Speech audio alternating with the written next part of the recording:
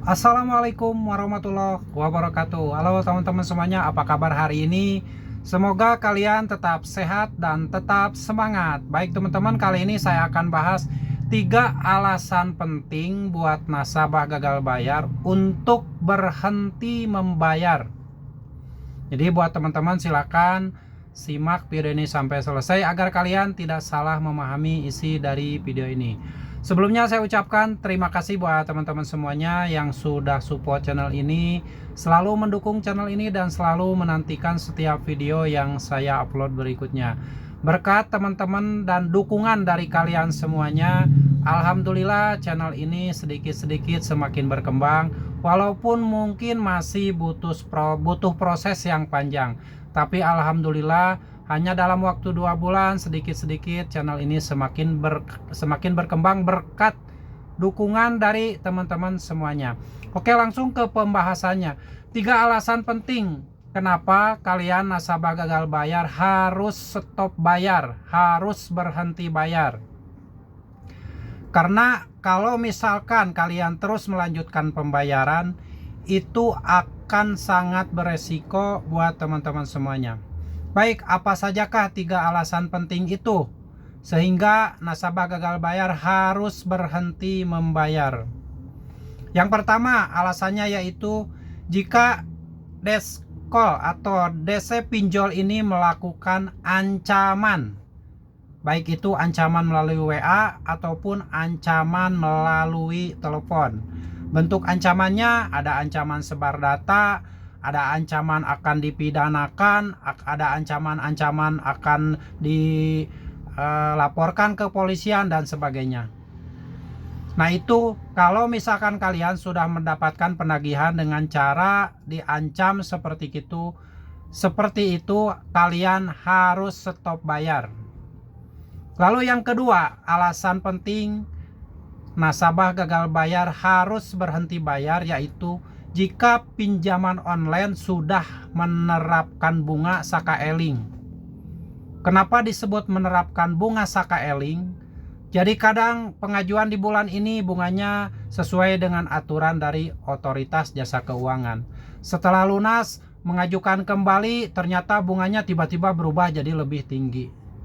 Nah itu kalau misalkan pinjaman online sudah menerapkan aturan bunga cicilan sakaeling, kalian harus stop bayar. Karena itu akan merugikan kalian. Mereka menerapkan bunga seenaknya saja, tidak sesuai dengan aturan yang ditetapkan oleh otoritas jasa keuangan.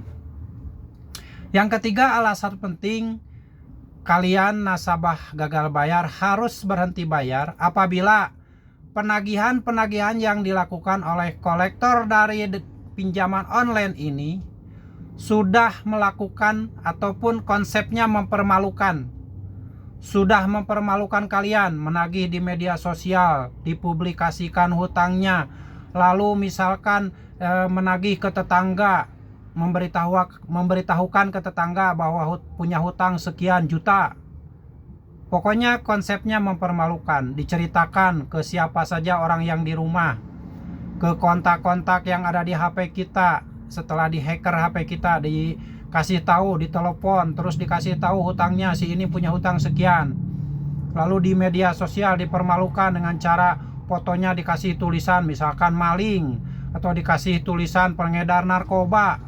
Pokoknya banyak sekali konsep mempermalukan dari kolektor pinjaman online ini. Jika ini sudah terjadi dan sudah pernah terjadi, dilihat ada buktinya, saat itulah kalian harus berhenti bayar. Mau itu mereka kolektor dari pinjaman online ini menampilkan identitasnya sebagai penagih dari aplikasi pinjol, ataupun mereka tidak menampilkan identitasnya, tidak menyebutkan dari aplikasi mana. Kalau memang sudah ada 3 hal penting tadi yang dilakukan oleh tim penagih dari pinjaman online, sudah saatnya kalian stop bayar. Karena buat apa dibayar juga, kalian sudah dipermalukan, sudah diancam sebar data, sudah diancam sana sini, di medsos dipermalukan dan sebagainya. Buat apa bayar? Itu adalah kerugian besar buat kalian nasabah gagal bayar. Sudah saja stop aja bayar. Biarkan mereka, kalau misalkan kolektor ini datang ke rumah, tunggu aja di rumah. Nanti kalau kalian punya bukti penyebaran data, sebagainya, SMS ancaman, WA ancaman, dan sebagainya, kalian kumpulkan semua itu. Karena kalau misalkan kalian tidak ada bukti, percuma kalau misalkan kalian menuntut juga. Yang namanya nuntut ataupun istilahnya meminta ganti rugi ataupun menuntut tentang pencemaran nama baik dan sebagainya, kalau kalian tidak punya bukti, itu sia-sia. Jadi sebaiknya kumpulkan semua chat WA, kumpulkan semua teror-teror yang berisi ancaman, intimidasi, mempermalukan. Apalagi kalau misalkan sudah menampilkan identitas aplikasinya, tuliskan, catat aplikasi mana. Kalau misalkan kalian sudah tahu ancaman itu dari aplikasi mana, stop bayar. Itu solusinya, stop bayar.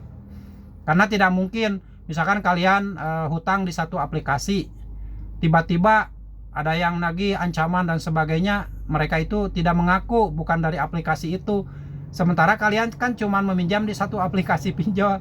Nah itu kan udah bisa dijadikan alasan. Tidak mungkin.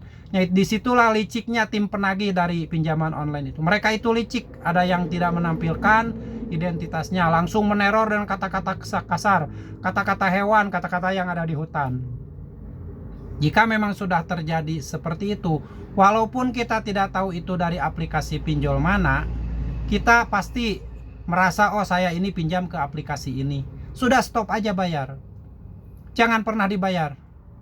Stop, jangan pernah dibayar jika kalian sudah mendapatkan intimidasi, caci maki, ancaman, pencemaran nama baik, bunga yang saka eling, itu kalian harus stop bayar.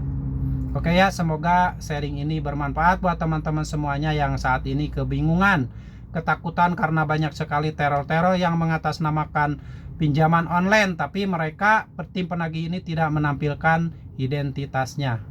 Semoga menjadi motivasi dan kalian untuk tetap semangat. Jangan sampai berhenti untuk tidak semangat. Kalian harus semangat karena gagal bayar pinjaman online adalah bukan akhir dari segalanya. Semoga menjadi inspirasi. Sampai jumpa lagi di video saya selanjutnya. Wassalamualaikum warahmatullahi wabarakatuh.